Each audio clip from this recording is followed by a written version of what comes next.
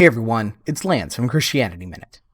Last time we finished Jesus' sermon on the plain. He had just finished a rather scathing sermon about being a hypocrite, and had just told all who could hear him that he had the answers, and was not only an example, but a rock which to build a spiritual foundation for life. Okay, so if you missed the end of that sermon, our analysis of it, click here to check out the video from last time, or go to study video number 43 in this series to catch it from the beginning of the sermon. Okay, so the crowd that Jesus had at the sermon knew what he could do already. He had already healed and cast out demons from chapter 6, verses 18 and 19, and while in Capernaum, he's going to do more of the same. You know, Capernaum is going to keep coming up, as it has already in our study, as something, let's call it like a home base for Jesus, kind of nestled right on the north shore of the Sea of Galilee.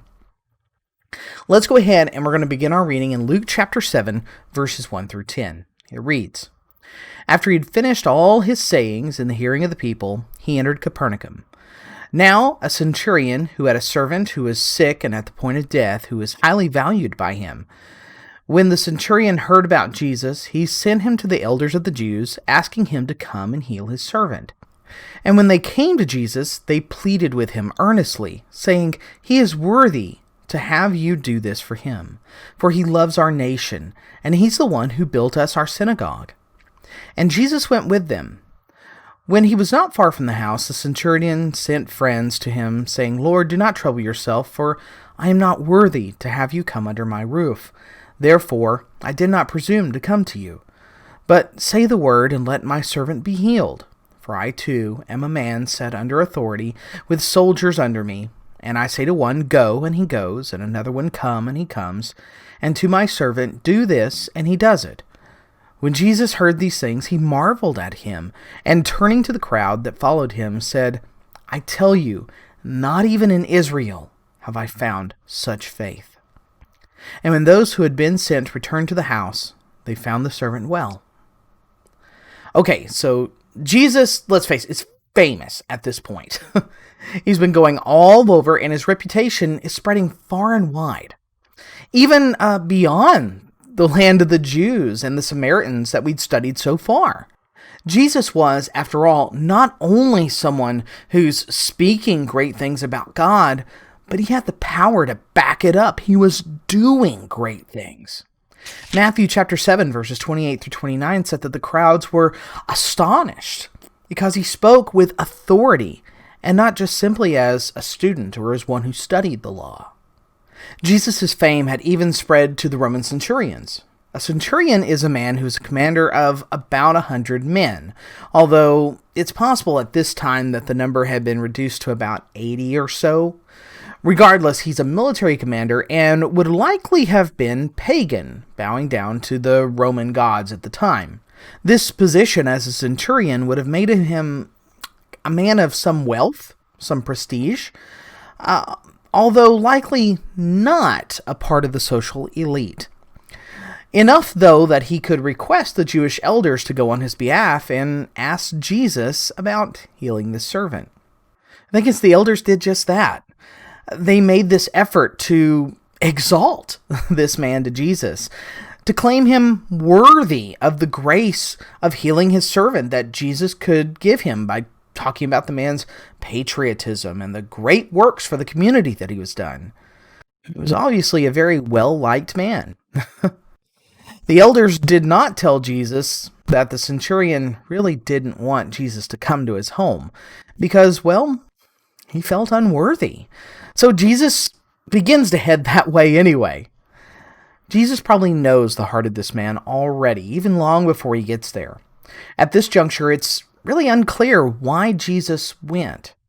And he'll explain that it had nothing to do with patriotism or earthly works later in the verses. You know, it kind of hits me how people claim to be these great Christians. These people claim to be these amazing Christians because of this, that, or another. And none of those things have anything to do with anything spiritual at all. Orphans' homes, schools, parks, revolutions of government, military works for the sake of advancing freedom, and many other things, hey, they're great.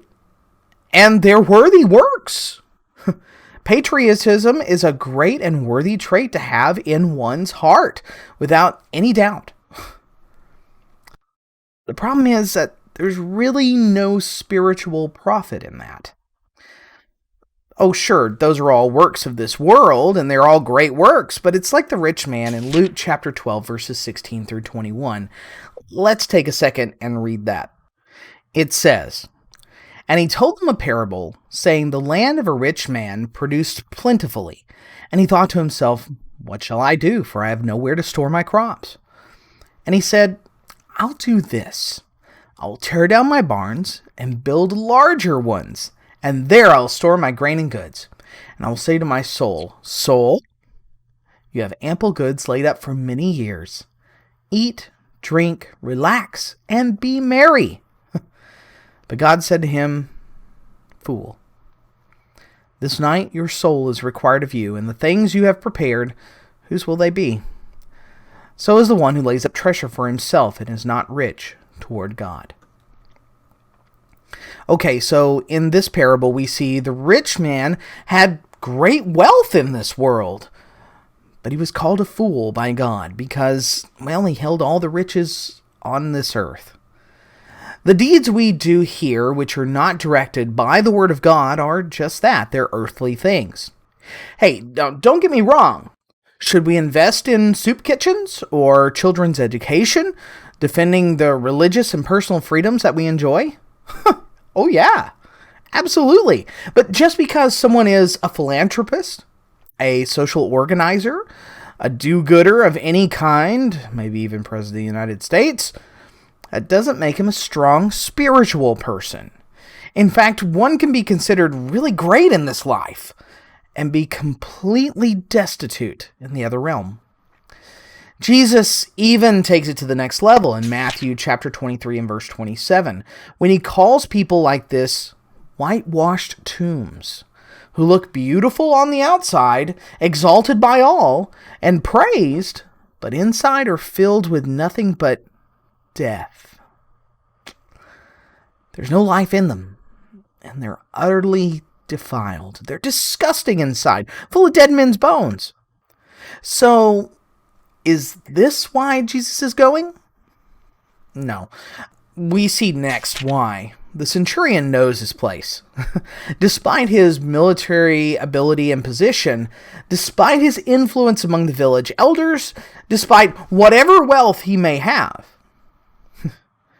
he knows that next to Jesus, he's unworthy. The centurion sends friends to Jesus to tell Jesus that he knows what it's like. He understands a position of authority has the ability to send out others to do the work. And not only that, but Jesus could send the very word of God over any distance to heal his servant.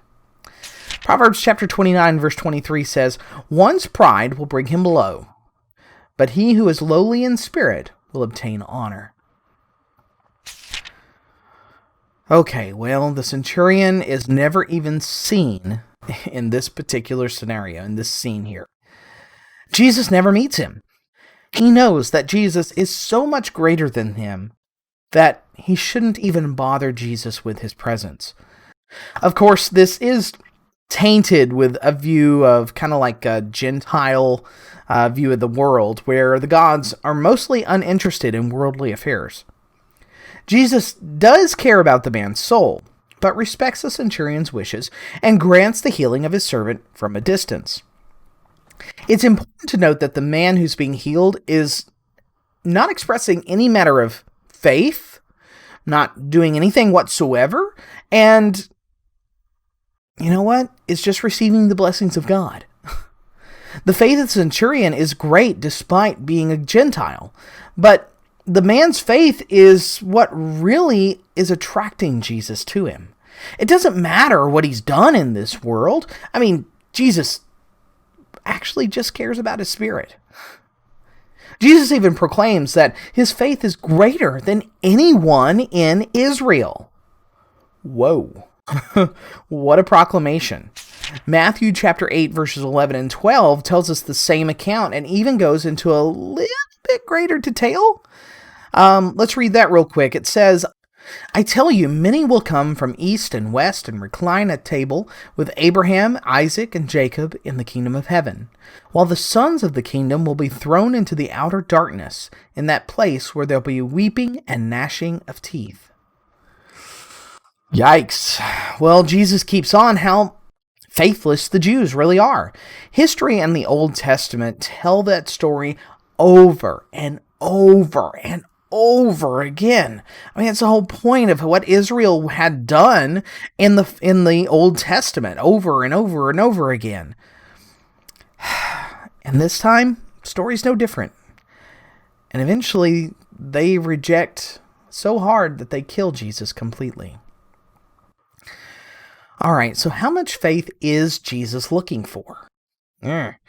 Well, the Lord said in Luke chapter 17 and verse 6, if you had faith like grain of a mustard seed, you could say to this mulberry tree, be uprooted and planted in the sea, and it would obey you. Okay, a mustard seed is like tiny. To have faith so little, quite frankly, that's all Jesus is looking for. And the place where it should have been, Israel, he hadn't found it yet. The people God chose for his own possession didn't have the faith of a Gentile. So, how much faith do we have? I know I've ended on this note before, but it's something that we constantly need to remind ourselves. There are times when our faith really can be shaken. Recently, many are asking why God has allowed things like coronavirus or Breonna Taylor. Why we would allow these things to happen. Let's face it, this event has shaken people's faith in God because they see God through the lens of the world. This coronavirus or Breonna Taylor or any of these other things that are happening in the world today. God's not just some big invisible gift giver, bloop, Santa Claus, or puppeteer in the sky. We have choices in our life, and we have to choose which we'll opt to use. Some see tragedy and lose their faith in God because God has allowed this to happen. Christians, though, will see tragedy like the Centurion. Let's face it, the Centurion's had a terrible thing happen to him. And instead of blaming God, why did God allow my servant to be sick? He's a great servant and I'm a great man, blah, blah, blah. It's a very introspective view, isn't it? Instead of blaming God, he turned to God knowing that we all have the free will to choose. And let's face it, bad things happen in this world because this is a world of sin. We all have to make the right choice to have faith in God. Okay, so be sure to like this video if you enjoyed it, and subscribe so you don't miss our next discussion on Jesus' healing of a widow's son. Please share this video if you'd like to donate, and there are links in the video description. If you'd like to keep learning more, check out some of my other videos on your screen now. And I'll see you next time, right here on Christianity Minute.